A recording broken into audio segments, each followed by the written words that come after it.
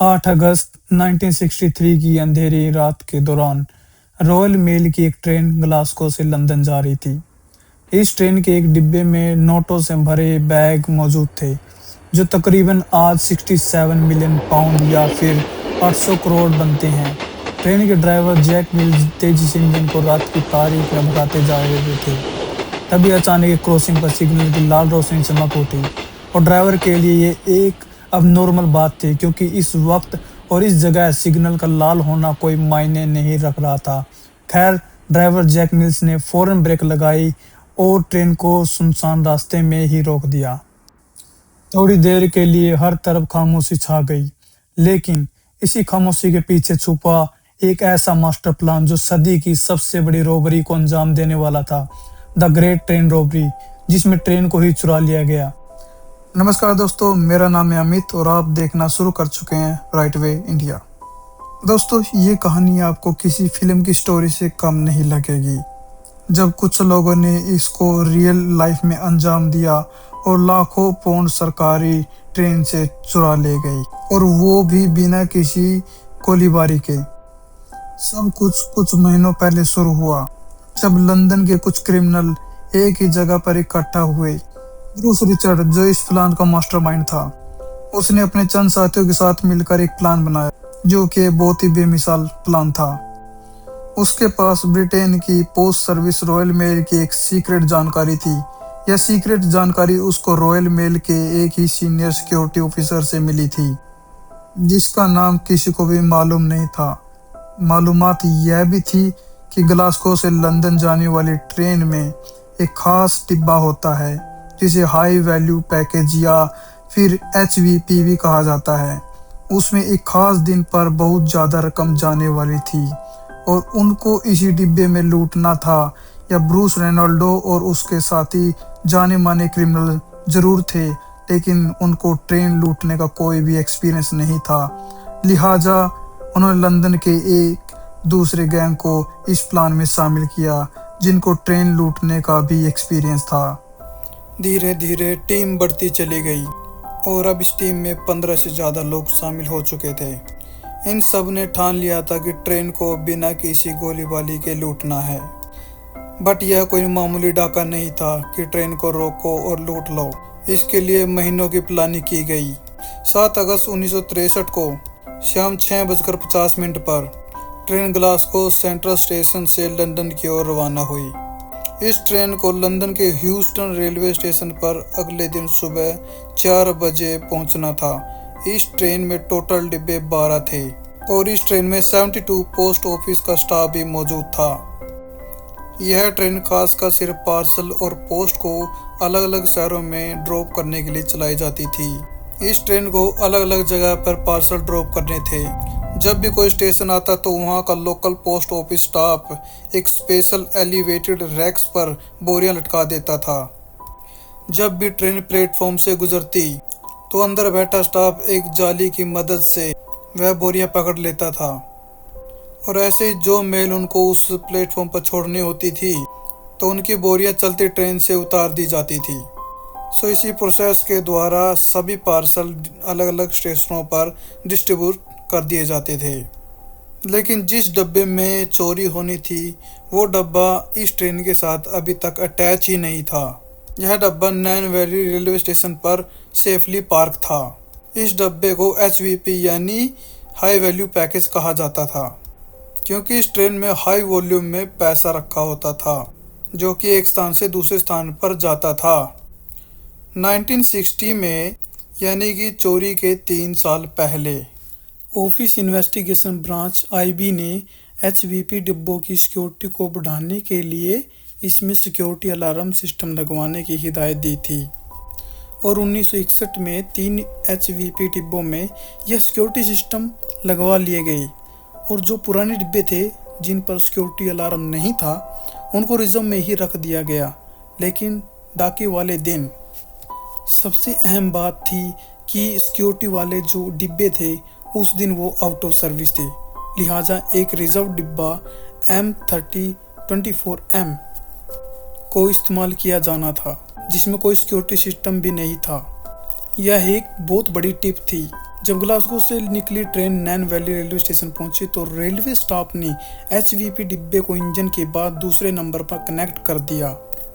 यह डाकुओं को मिलने वाली पहली टिप थी, लेकिन दूसरी टिप इससे भी ज़्यादा इम्पोर्टेंट थी। नॉर्मली एचवीपी डिब्बों में 3 लाख पाउंड के करीब पैसे होते थे, लेकिन क्योंकि पिछला हफ्ता बैंक हॉलिडे वीकेंड्स था, इसलिए डाके वाले दिन उसमें 3 मिलियन पाउंड के करीब कैश मौजूद था। यानी जो इत्तेफाक आज के दिन हुआ वह शायद सालों में एक बार होता होगा। यानी 12 गुना पैसे भी जा रहे हैं और इत्तेफाक से सिक्योरिटी अलार्म वाला डिब्बा भी आज कनेक्ट नहीं है। डाकू के लिए ये एक गोल्डन अपॉर्चुनिटी थी। वो लोग उस दिन के लिए कई महीनों से प्लानिंग कर रहे थे। खैर, ट्रेन एसवीपी डिब्बे समेत नैन वैली स्टेशन से रवाना हो गई। रात का वक्त हो चुका था और ट्रेन के ड्राइवर 58 साल जैक मिल्स तेजी से अपनी मंजिल की तरफ ट्रेन को लेके जा रहे थे। वहाँ डाकुओं का टोला भी रेलवे ट्रैक के पास झाड़ियों में घात लगाकर बैठा था। उनकी प्लानिंग बिल्कुल परफेक्ट थी।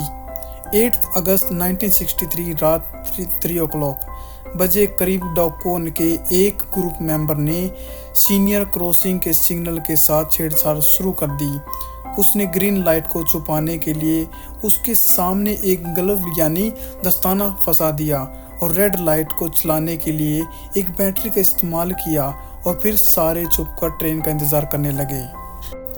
जब ट्रेन क्रॉसिंग के पास पहुंची तो ड्राइवर यहाँ पर रेड लाइट देखकर काफ़ी हैरान हुआ, क्योंकि नॉर्मली इस क्रॉसिंग पर ट्रेन को रोका नहीं जाता, खासकर रॉयल मेल की ट्रेन को। खैर, जैक मिल्स ने ब्रेक लगाई और ठीक सिग्नल से पहले ट्रेन को रोक दिया। अचानक हर तरफ एक खामोशी सी छा गई। इतने में असिस्टेंट ड्राइवर, जिसको सेकंड मैन भी कहा जाता है, वो ट्रेन से नीचे उतरे ताकि लाइन साइड पर लगे टेलीफोन की मदद से सिग्नल मैन से रब्ता किया जा सके। जब उन्होंने सिग्नल पर लगे टेलीफोन को उठाया तो मालूम पड़ा कि उसकी लाइट ही कटी हुई है, जो कि डाकू के प्लान का एक हिस्सा था। लेकिन अचानक से डाकू ने पूरी ट्रेन पर काबू पा लिया और वो ट्रेन की दोनों साइड से ट्रेन के ऊपर चढ़ गई। लेकिन पायलट ने रोकने की कोशिश की, लेकिन जिसकी वजह से एक डाकू ने पायलट के सर पर हथौड़ा मारा और जिसकी वजह से वो बेहोश हो गए। डाकू पूरी प्लानिंग के साथ आए थे। जिस वक्त ऊपर इंजन में हंगामा हो रहा था, उसी वक्त कुछ टीम मेंबर्स ने इंजन के बाद पहले 2 डिब्बों को बाकी ट्रेन से अलग कर दिया। उनका प्लान ट्रेन को ही यहाँ से दूर लेके जाना था, बट आखिर कहाँ? क्रॉसिंग के 1 किलोमीटर दूर ही एक ब्रिज था, वहीं पर डाकू की ट्रक मौजूद थे। वह अपने साथ एक रिटायर रेलवे ड्राइवर को भी लेके आए थे, जिनका काम ट्रेन को ब्रिज के पास लेके जाना था। यहाँ तक तो सब कुछ आराम से चल रहा था, पर अब डाकुओं को पहली मुसीबत का सामना करना पड़ा। वो अपने साथ जो ड्राइवर लाए थे, वो इस नए इंजन के कंट्रोल देखकर ही घबरा गया, क्योंकि उसने कभी यह इंजन ऑपरेट ही नहीं किया था। मजबूरन डाकू ने जैक मिल्स को होश में लाने की कोशिश की और उसे मजबूर किया कि वह ट्रेन को 1 किलोमीटर दूर ले चले। अब इंजन और 2 डिब्बे दोबारा से चलने लगे और 1 किलोमीटर दूर ब्रिज पर जाकर उसे रुकवा दिया गया। इसी दौरान बोगियों में मौजूद स्टाफ को मालूम ही नहीं था कि ट्रेन क्यों रुकी है। ब्रिज पहुंचकर डाकुओं ने एचवीपी डब्बे के दरवाजे को तोड़ा, अंदर घुसकर 5 स्टाफ मेंबर्स को ठीक ठाक चोटें पहुंचाई और उन्हें मुंह के बल रस्सियों से बांध कर लेटा दिया और अपनी कार्रवाई शुरू कर दी। एचवीपी डब्बे में टोटल 128 बोरियां और कैश से लथपथ भरी हुई थी। यह 1 पाउंड, 5 पाउंड और 10 शीलिंग के नोट थे। इनका वजन करीबन 2.5 टन के लगभग था। ट्रेन ब्रिज पर थी और नीचे एक ट्रक खड़ा था। डाकू के प्लान के हिसाब से उनके पास सिर्फ 15 मिनट थी, लिहाजा उन्होंने ह्यूमन चेन बनाई और एक एक करके 128 में से 120 बोरियां ट्रक में लोड कर दी। बाकी 8 बोरियां टाइम कम होने की वजह से छोड़ दी। उनका प्लान परफेक्टली वर्क कर रहा था, लेकिन आखिर में उन्होंने एक गलती कर दी, जो कि आगे चलकर उनको पकवाने में सबसे अहम सबूत साबित हुआ। जाते जाते एक डाकू ने एचवीपी डब्बे में बंधे हुए स्टाफ को कहा कि 30 मिनट तक यहाँ से उठने की कोशिश भी मत करना, वरना जान चली जाएगी। डाकुओं के पास एक होस्टिन लोड स्टार ट्रक थी जिस पर सारा कैश लोड किया गया, और 2 लैंड रोवर भी थी जिन पर उन्होंने गवाहों को गुमराह करने के लिए एक ही नंबर लगा रखा था, BMG 757। वारदात के बाद वे सारे वहां से फरार हो गए। करीब 45 मिनट की ड्राइव के बाद रात के 4:30 बजे वे अपने हाइड आउट में पहुंच गए, जो कि वारदात की जगह से करीब 43 किलोमीटर दूर ओकली नामी गांव से करीब था। इसी दौरान वह VHF रेडियो पर पुलिस की बातें भी सुन रहे थे, जिससे उनको काफ़ी मदद मिल रही थी। ठीक उसी वक्त जब वो अपने हाइड आउट में पहुंचे, पुलिस को भी इस रॉबरी का पता लगा। फिलहाल वह बहुत खुश थे। उन्होंने हाइड आउट पर आकर खूब मौज मस्ती की, यहाँ तक कि वहाँ मोनोपोली गेम भी खेली, और वह भी असली नोटों से। लेकिन इनकी खुशी ये चंद मिनटों के मेहमान थी। रेडियो पर इनको पता चला कि पुलिस इनको 50 किलोमीटर के दायरे में ढूंढ रही है। 50 किलोमीटर का आइडिया पुलिस को उस स्टाफ के बयान की वजह से हुआ, जिससे डाकू आधे घंटे वाली बात बोलकर वहां से फरार हुए थे, जिससे पुलिस को आइडिया हो गया कि वो लोग 50 किलोमीटर के रेडियस में ही मिलेंगे। यह बात सुनकर डाकू बहुत ही ज़्यादा घबरा गए। अब उनका इस हाइड आउट से निकलने का प्लान जो संडे को था, वो उन्होंने फ्राइडे पर शिफ्ट कर दिया। थर्सडे वाले दिन उन्होंने सारे पैसे आपस में बांट लिए।